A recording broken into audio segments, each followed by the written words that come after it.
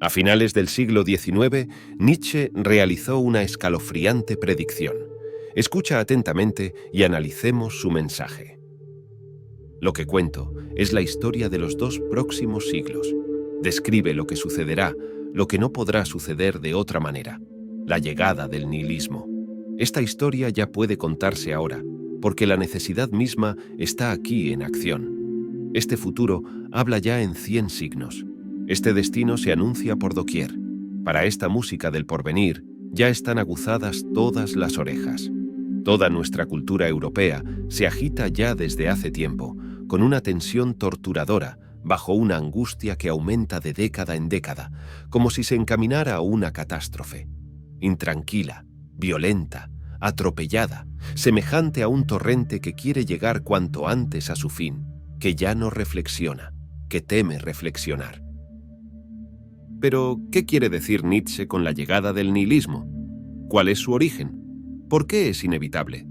¿Cuáles son sus consecuencias? ¿Es posible superarlo? Desarrollemos estas y otras cuestiones para averiguarlo. ¿Qué significa el nihilismo? Que los valores supremos pierden validez.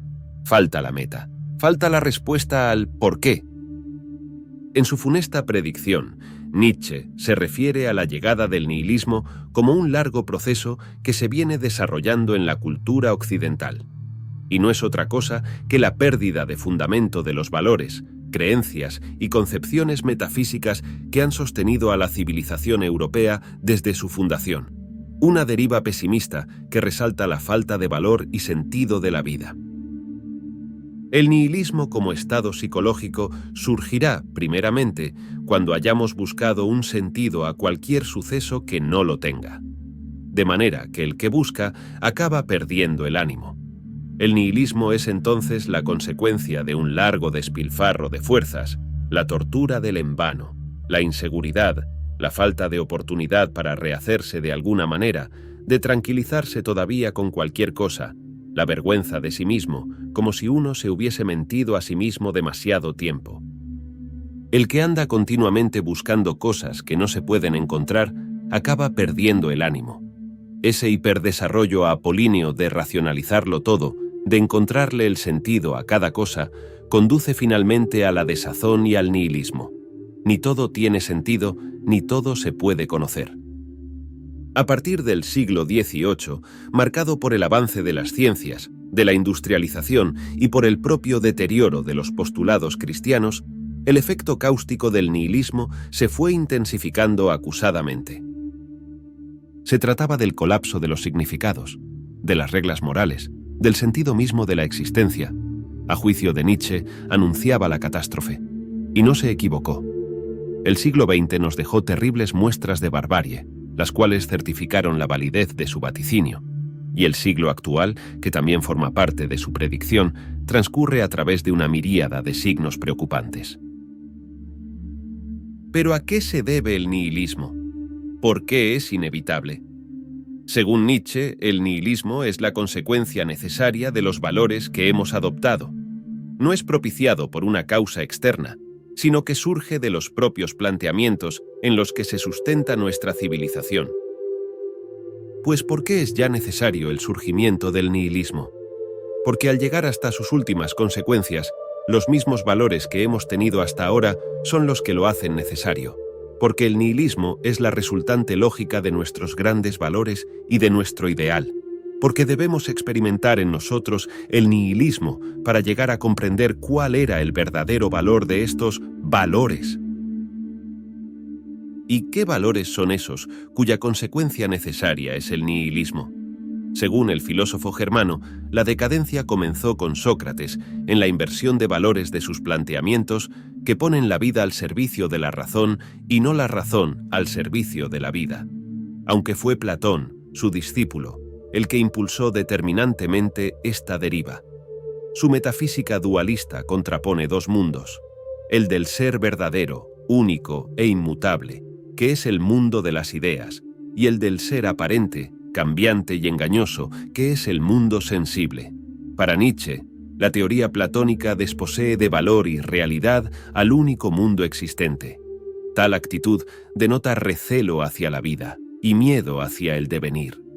El nihilismo como desorientación, resentimiento y pesimismo quedó incrustado en el idealismo que marcará a la civilización occidental, y el cristianismo, que Nietzsche denominó platonismo para las masas, se convirtió en el heredero de esta cosmovisión, que considera al mundo como un mero lugar de tránsito hacia otro, el más allá, el reino de los cielos, al que solo las almas bondadosas pueden arribar, encontrando así redención y vida eterna. Nietzsche argumentó que tanto el idealismo platónico como el cristianismo son posiciones nihilistas, con perspectivas vitales debilitadas, basadas en el desprecio hacia este mundo. Por lo tanto, la propia decadencia de estos valores estaba anunciada desde su fundación. Si un acontecimiento aceleró el efecto corrosivo del nihilismo, ese fue el descrito por su célebre metáfora: Dios ha muerto. Nietzsche recibió con alegría que la fe en Dios se debilitase. Así lo expresó en el aforismo de La Gaya Ciencia, que tituló Lo que conlleva nuestra alegría.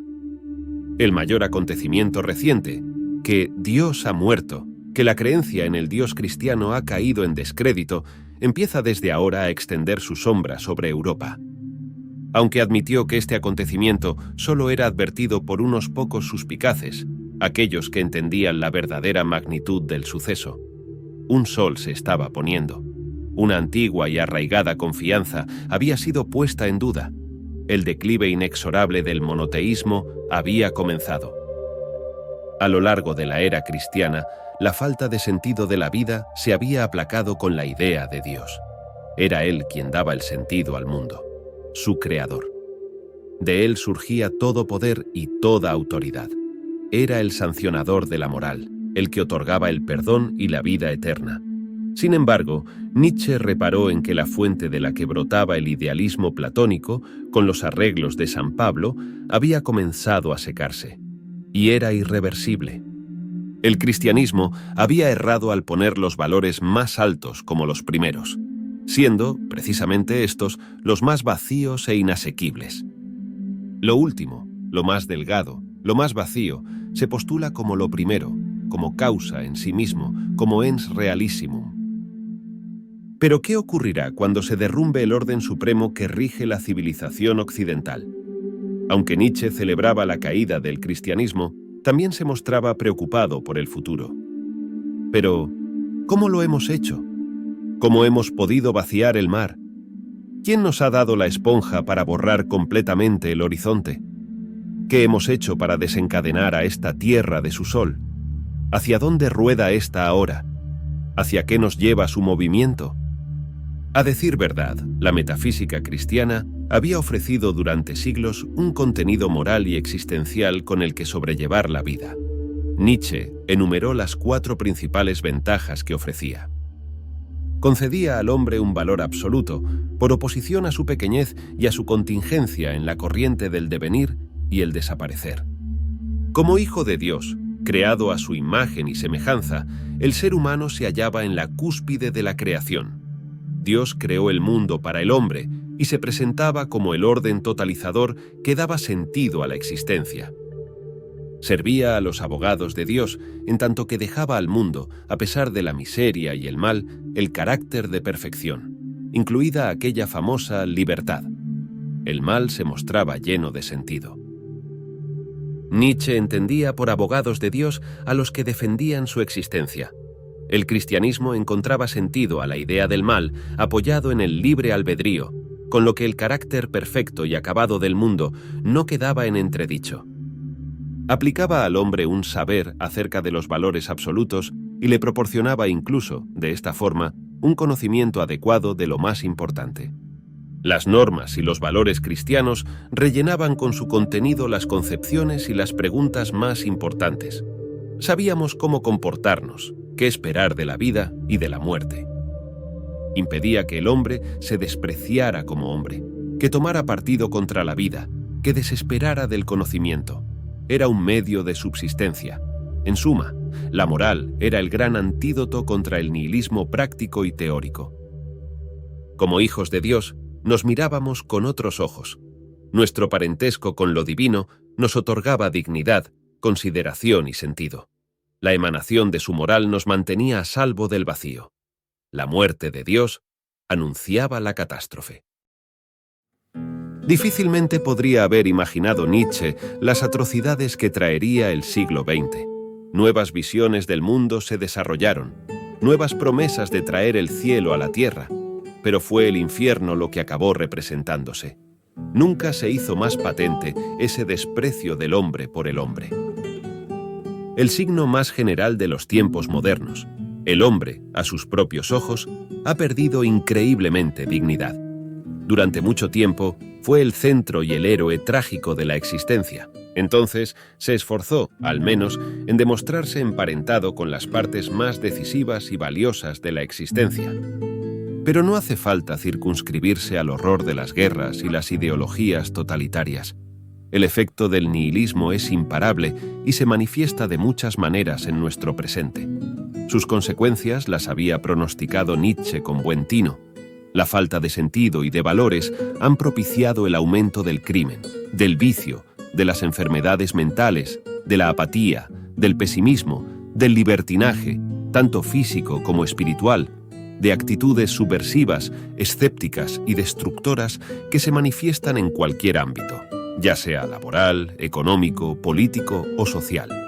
Hay un malestar, un asco del ser humano por el ser humano, un autodesprecio que surge de no entender lo que somos. Este desequilibrio dará lugar a distintas posturas nihilistas. Habrá quienes busquen sustituir a Dios, colocando en su lugar nuevos absolutos. Tal y como ocurrió en la Ilustración, cuando la ciencia, la razón o el progreso se convirtieron en los nuevos ídolos que venerar. Habrá otros que caigan en un profundo nihilismo, perdidos y desesperados por el vacío dejado por Dios y por la caída de los antiguos valores, incapaces de encontrar un propósito que calme su existencia. Pero la postura nihilista de nuestro tiempo, aquello que encontramos nada más alzar la vista, es la que Nietzsche relacionó con el último hombre, la encarnación de la mediocridad y el conformismo, cuya aspiración es vivir cómodo y confundirse con la masa, en un bucle de emulación y consumismo. El último hombre es incapaz de apreciar los altos valores. No encuentra nada por lo que valga la pena luchar. Carece de objetivos significativos que justifiquen el esfuerzo necesario para transformarse en algo mejor. Envuelto en los placeres y comodidades que otorga el capitalismo y absorto en su cultura del entretenimiento, el último hombre valora la seguridad y la igualdad por encima de la libertad o la creatividad. Desarrolla su vida en un narcisismo hedonista, bajo el que suele ocultarse un profundo resentimiento, producto de su vacío existencial. Hasta ahora, nos hemos centrado en uno de los dos sentidos del nihilismo, en el pasivo, que representa la decadencia y el retroceso del poder del espíritu, tal como lo expresó Nietzsche.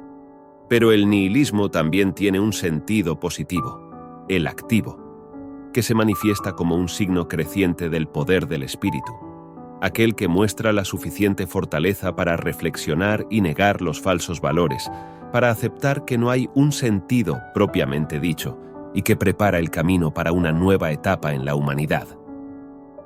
¿Es posible superar el nihilismo? Según Nietzsche, sí, es posible. Si somos capaces de sobrevivir a los efectos devastadores del choque entre las distintas interpretaciones del mundo. Quizá entonces, pagando un terrible precio, la humanidad será capaz de encontrar un nuevo rumbo. Por el momento, el nihilismo ha de seguir avanzando, pero esto es un estado de transición, un puente hacia las tres transformaciones. Pero esa es otra historia, y debe ser contada en otra ocasión.